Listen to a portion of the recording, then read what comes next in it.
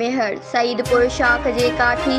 न थियण ऐं पछड़ीअ ताईं पाणी न पहुचण ख़िलाफ़ सईदपुर शाख जे आबादगारनि ऐं अवामी तहरीक तालके मेहर तरफ़ां अवामी तहरीक ज़िले दादू जे सदर एडवोकेट इम्तियाज़ जतोई, एडवोकेट जुल्फ़कार चांडियो, एडवोकेट मंसूर चांडियो, मोहम्मद अशरफ चांडियो, नजमुद्दीन पंवर, मोहम्मद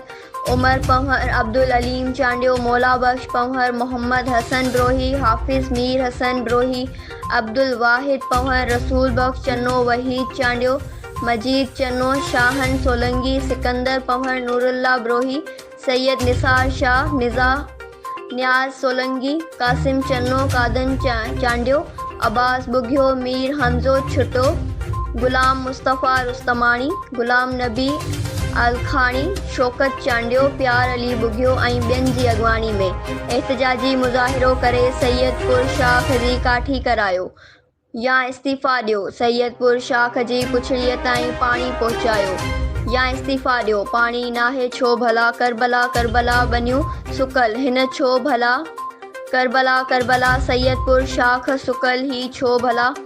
करबला करबला जा ज़ोरदार नारा हयां।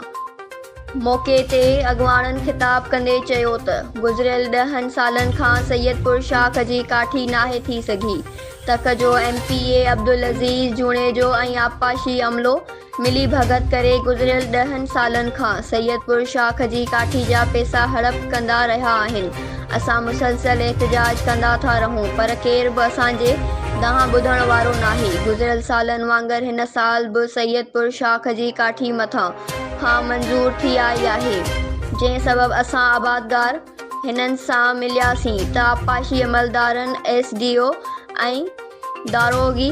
चयो त असांखे जेसिताईं MPA अज़ीज़ जूणेजो साहिबु हुकुम न ॾींदो तेसिताईं तव्हांजी काठी कोन थी सघंदी ऐं इहो असांखे ख़दशो आहे त गुज़िरियल 10 सालनि खां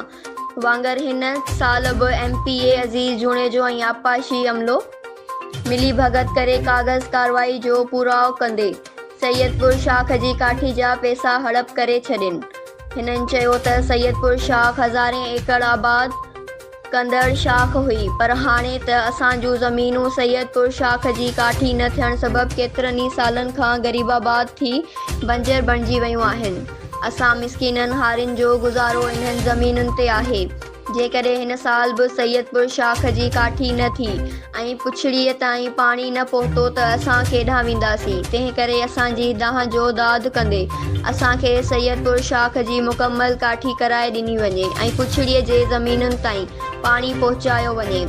हिननि वस वारनि ऐं आला इख्तियारनि खां घुर कंदे चयो त असांखे सैयदपुर शाख जी मुकमल काठी कराए पुछड़ीअ ताईं पाणी पहुचायो वञे, जे न त असांजो हीउ एहतजाज रोज़ानो मुसलसल जारी रहंदो। Sindh Express news.